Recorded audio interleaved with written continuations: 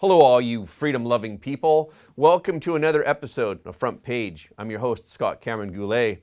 It's been 14 days since the Ukrainians were confronted with a Russian military invasion. Ukraine's president said he's ready to compromise, but the West is still hemming and hawing, vacillating over how to get Ukrainian pilots into fighter jets.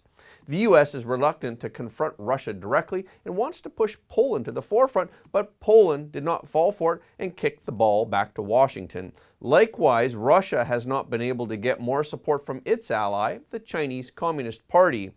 South Korea's conservative political newcomer has won the presidential election, becoming the 20th president.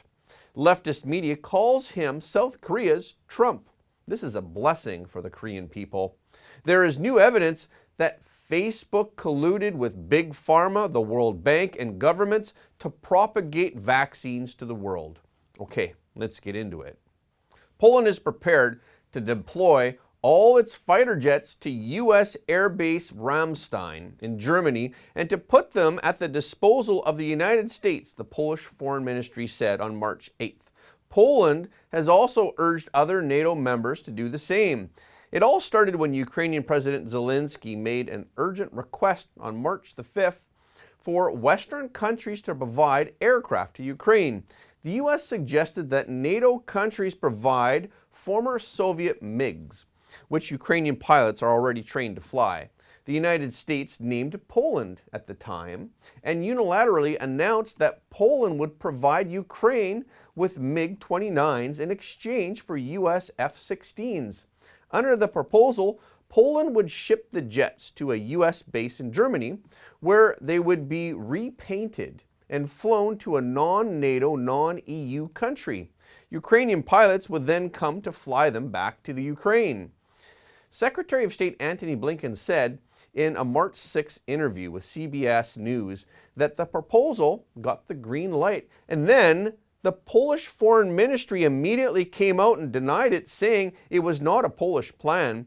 Poland had previously been the most determined to support the Ukraine and has taken in a large number of Ukrainian refugees. But the country said it would not send warplanes directly to Ukraine. But Poland wants the United States to step in and to coordinate the transfer of warplanes to Ukraine. The Polish Prime Minister Mateusz Morawiecki said any decisions on delivering offensive weapons have to be taken by the entire NATO and on a unanimous basis.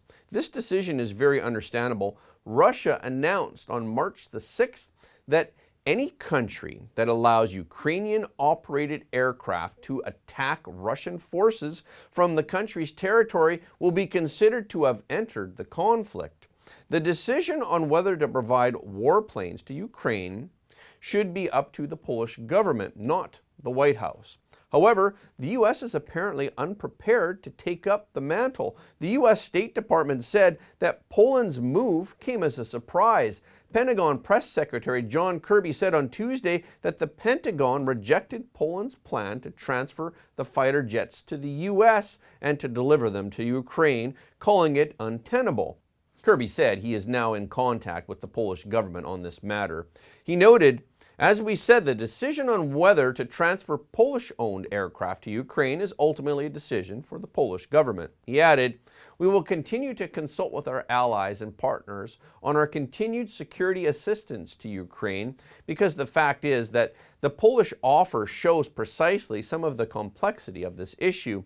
It is clear that NATO and the EU, including the United States, do not want to be seen as direct participants in the Russian-Ukraine conflict. How do you think that the country should proceed? Please share us your ideas in the comments below.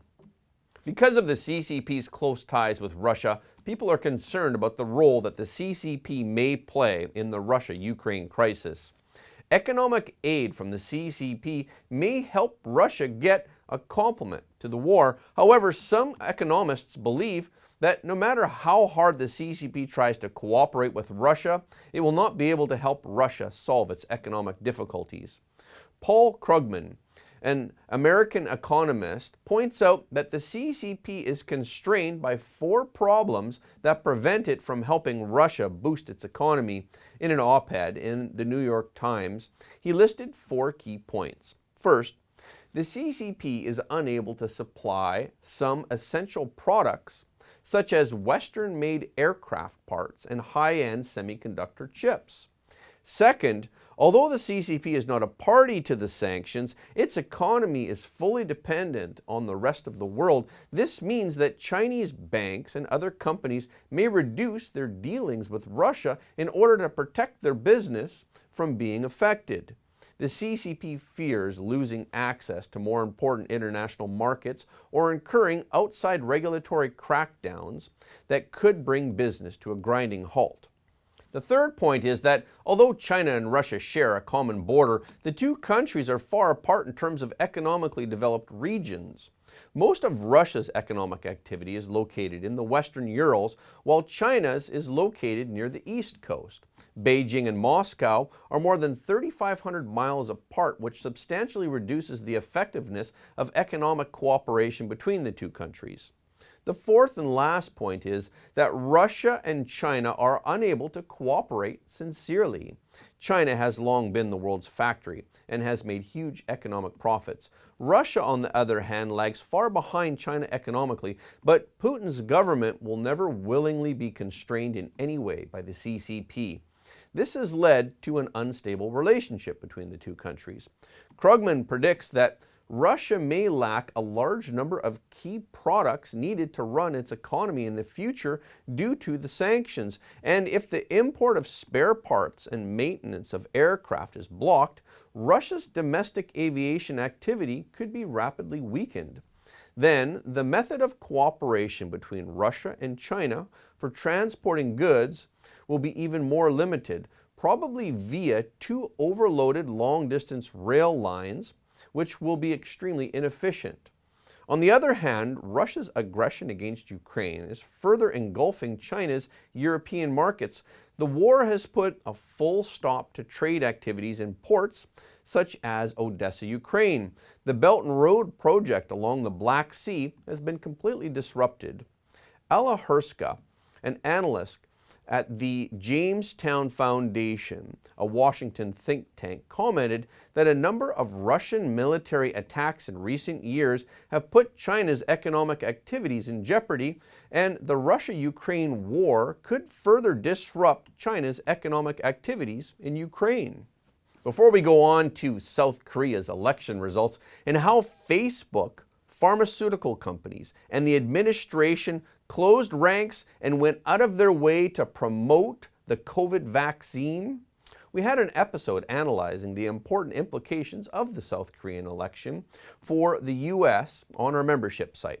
I want to show you the trailer. There are only two major events on mainstream media's radar right now, the crisis in Ukraine and the midterm elections, but in fact, beyond the Canadian truckers' petition and the Durham report that we have been covering, there's another important event coming very soon. For the United States, it is more significant than the Ukraine crisis. To outsiders, the South Korean election is just one of many regime transitions.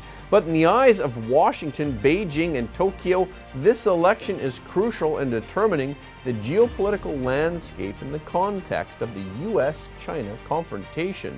We'll go into more details on our membership episode at frontpageshow.com. I hope to see you there.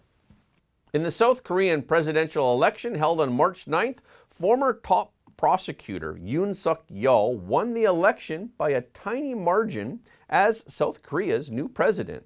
The election is the country's closest presidential contest ever.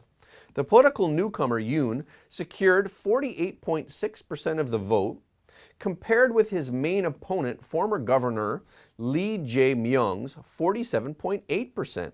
Yoon won by less than 1 percentage point. Lee said, "All responsibility rests solely with me," after conceding the loss and congratulating Yoon. Yoon belongs to the conservative People Power Party. He advocates restoring the Korea-US alliance and improving Korea-Japan relations. He has a tougher attitude toward the CCP. Yoon has said that he intends to introduce the new THAAD missile system once he takes office. The CCP banned sales of group tour packages and appearances of Korean celebrities on television shows in retaliation for Seoul's deployment of the US-led missile shield system about 6 years ago. Yoon was the Attorney General of Korea from July 2019 to March of 2021. He has no prior political experience, and he announced his candidacy for the presidency in late June 2021. For the run-up to the election, he and his main opponent Lee were in a dead heat in the polls. The real turnaround came in February during the Beijing Winter Olympics. We predicted this outcome at that time. The conservative group Information Consent Action Network obtained an email sent by Facebook to the White House in June of 2021. The email shows how Facebook worked with the federal government to market the vaccine and to suppress the proven efficacy of COVID alternative therapies. In the email, Facebook reported to White House staff that, as an initiative to boost vaccination confidence through social media, it has established Alliance for Advancing Health Online, the AAHO. This alliance has been funding research on how best to use behavioral science, social media, and digital platforms to build confidence in and access to vaccines. The alliance is led by Facebook. Its members include the World Health Organization, pharmaceutical giant Merck, and the CDC Foundation, which is the fundraising arm of the CDC. This is a $40 million multi-year program. Facebook and Merck are contributing $20 million each. Pierre Corey, president of the Frontline COVID-19 Critical Care Alliance, which is a prominent advocate for alternative COVID-19 treatment, said, "This is absolutely appalling." After hearing the news, he said, "This doesn't have a true scientifically supported public health objective for getting people vaccinated. It's more of a marketing aim with the sole goal of increasing vaccine rates." The recipients of the email are Becca Siegel, who is the senior advisor of the COVID-19 response at the White House. Also, Tarika Lambert, who is the Director of Digital Engagement at the U.S. Department of Health and Human Services, and Human Services staffer Monica Vines, who works in the agency's ASPA Digital Division that leads the development of human services web content, social media, and implements digital information policy. Georgetta Dragoiu, a White House Presidential Innovation Fellow of the COVID-19 Vaccine Public Education Strategy and Media Campaign, is also one of the recipients. Amy Tolchinsky, the communication director for the CDC Foundation, released a written statement to the Epoch Times stating that the CDC is not involved in its operations and has not received donations from AAHO, but she admitted that the CDC Foundation has ties to AAHO. She said, "Our association with the Alliance for Advancing Health Online, which was publicly announced in June of 2021, is a way to educate the public about the safety and efficacy of vaccines to a broader audience." But in a June 15, 2021 email to White House staff, Facebook's public policy manager, Nkechi Payton Ahine, listed the CDC Foundation as one of the organizers of the alliance. The CDC Foundation's corporate partners include Pfizer and other world vaccine manufacturing giants such as AstraZeneca, GlaxoSmithKline, Novartis, Emergent Biosolutions, and Bavarian Nordic. Merck, the WHO, the World Bank, and several vaccine advocacy groups are also members of AAHO. That means Facebook and the WHO, the World Bank, and vaccine manufacturers and the U.S. government are jointly marketing vaccines to the world. Facebook has 2.9 billion users, which is nearly 40% of the world population. Stanford professor of medicine Dr. Jay Bhattacharya told the Epoch Times that it's difficult for me to understand this as anything other than a government propaganda campaign. Boom. What do you think of that? Should the government partner with vaccine manufacturers to promote only one source for COVID relief? Please do share your thoughts with everyone in the comments below. I want to take a moment to thank you all for your support of Front Page. Your donation and your membership subscription help us to keep telling the truth. Every like, comment, and share helps more people to see the truth. If you're new to the channel, please subscribe. And if you have already subscribed, please double check to make sure that you are still subscribed. We've heard from many of our viewers that they don't get notifications of our videos from YouTube anymore, so please follow us on Telegram, Gab, and Getter for the latest updates. Okay, this is our episode for today. Thank you for watching Front Page, and please remember to share this video with your friends and family because everybody deserves to know the truth. Again, thank you for watching Front Page, and we will see you next time.